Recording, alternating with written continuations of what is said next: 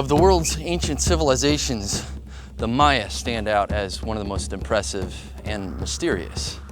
By the year 1000 AD, most of the Maya city centers in the Yucatan were being neglected.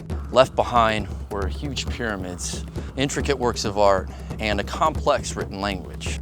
Oddly, these great achievements were soon forgotten by the Maya themselves.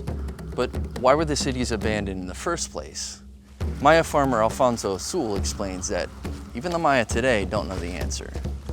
Well, one of the things that I realized is that when we were going to school, they used to tell us that the Mayas used to live in this country and then they disappeared. Nobody knew what happened to them. So we were not able to connect ourselves with the present civilizations that are visible with the various ancient monuments that are left in Belize. So one day I met a fellow from the US, I think, and he was looking at the ancient monuments in my farm. And he said, wow, what a wonderful work. He said, I wonder where those Mayas went to. I said, they didn't go anywhere. What do you mean? No, they didn't go anywhere. Where they are? So I told him, you are talking to one of them. We were not taught about the history of our people. It was in my adult age that I managed to read all these things about the Mayas, and I'm able to connect them with myself. Many have claimed that the ancient Maya degraded their land, resulting in an environmental collapse. This is not likely, says archaeologist Annabelle Ford, who in 1983 found the ancient city of El Pilar in western Belize. In the vicinity of the crumbled city, Dr. Ford and her team discovered that 90% of the trees were species that were useful to the Maya in some way. 20 species were particularly dominant.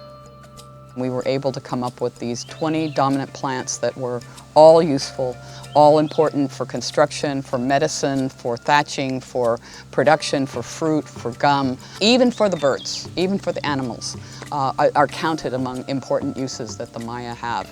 As we started considering the nature and identifying the trees, we realized that this was a forest garden, and in fact the Maya were gardening the forest. Now we're looking at the relic. It's a legacy of probably 8 millennia of selection and certainly 4 millennia of fairly intense use. And so the Maya and their ancestors were being selective in their use of plants during thousands of years of trial and error. Another breakthrough came when Dr. Ford saw how contemporary Maya farmers near El Pilar were growing their crops. It was not in the Western style of large fields of single items like corn or beans, but rather in small mixed crop plots called milpas. Furthermore, the Maya were using a sophisticated and sustainable cycle of planting that left most of their land in forest. Here's how the cycle works. In preparation for planting, the Milpa farmer cuts and burns a piece of his forest. Fire is a necessary part of the cycle that returns microelements to the soil in the form of charcoal. Next, the farmer plants corn seeds among the tree stumps. And among the corn plants, he sows beans, squash, and as many as 90 other kinds of annual crop plants. He does this for about 4 years, and no plow touches his soil. Master farmer Narciso Torres uses only a sharp pole, and because Narciso's soil is not plowed, it never washes away when it rains. Furthermore, the Milpa farmer uses no chemical fertilizers, pesticides, or herbicides. Nearby, streams run clear and unpolluted. To the untrained eye, the Milpa doesn't look clean and organized in the way of Western monoculture. But in fact, it's retaining water, building fertility, biodiversity of the soil. It has the worms and the charcoal. All of those things are right in there, and they're kept there. They're not moving around. Alfonso Sul says very, very poignantly to me when I was talking one time, I've never seen a milpa where there's erosion, and I've never seen a plowed field that doesn't. Victor Chambor, a Lacandon Maya farmer from the Mexican state of Chiapas, also has vast knowledge refined through the countless generations of his ancestors. He is particularly proud of a large stretch of rainforest near his milpa. He knows every plant in the forest and what things he can use there. 4 years into the milpa cycle, seeds drifting in from the surrounding forest have sprouted into young trees in Narciso's milpa. He keeps the ones that are useful to him and eliminates the others. Narciso continues to sow his annual crop plants for another 4 years. By then, the young forest trees are beginning to cast too much shade for corn or beans, so he initiates the cycle elsewhere by burning another plot of forest.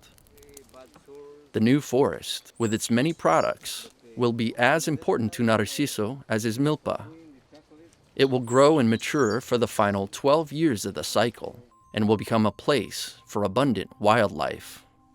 There's this image of slash and burn being really destructive, and the image that comes from our European position that to get more product you have to clear more land, and that means all land is cleared.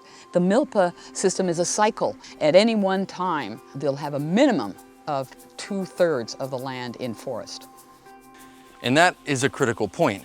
Dr. Ford has concluded that if the Maya used the highly sustainable Milpa cycle in ancient times, it's not likely that they deforested the land and degraded their environment.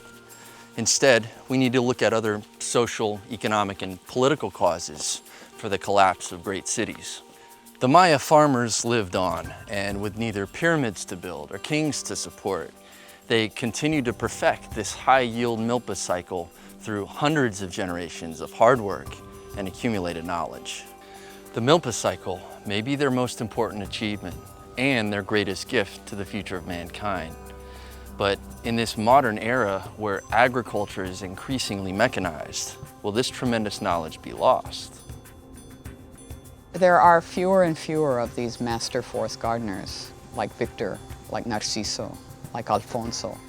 These people carry a knowledge that is a 8,000-year experimental practice. Can you imagine?